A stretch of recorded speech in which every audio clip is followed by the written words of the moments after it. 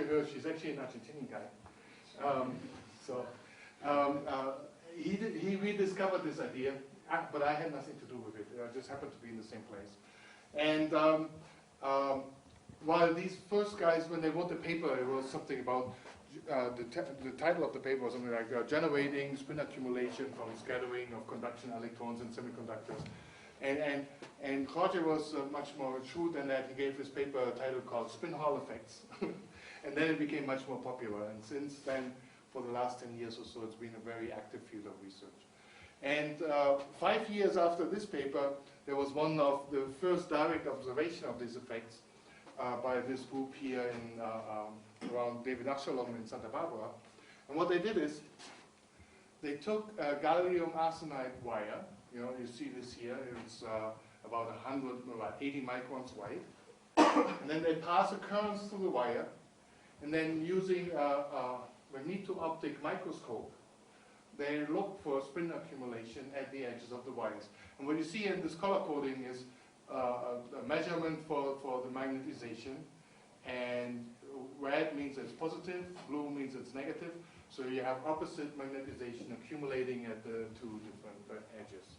And this is a very nice illustration of what's going on here. Now, spin Hall effects are very interesting because, as I said, if you have a charge current and if you have a source of spin-dependent scattering, then this spin-dependent scattering will result in this transverse spin imbalance, you know, kind of like it's depicted here. Vice versa, if you have a pure spin current, which, as you can imagine yesterday, you can imagine as two spins moving in opposite directions.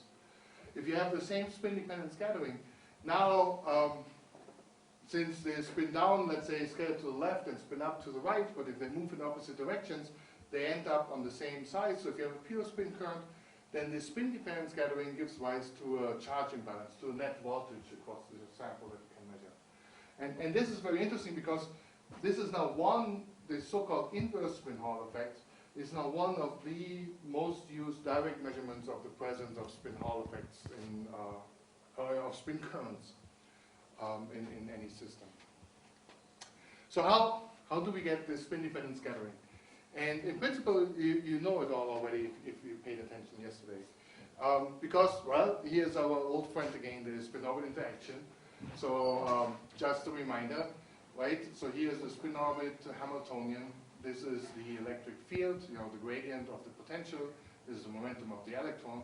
So the electron moves, and the electric field that it sees, the cross product gives a magnetic field that can couple to the spin, right? This is the magnetic field, this is the spin. So how does this give rise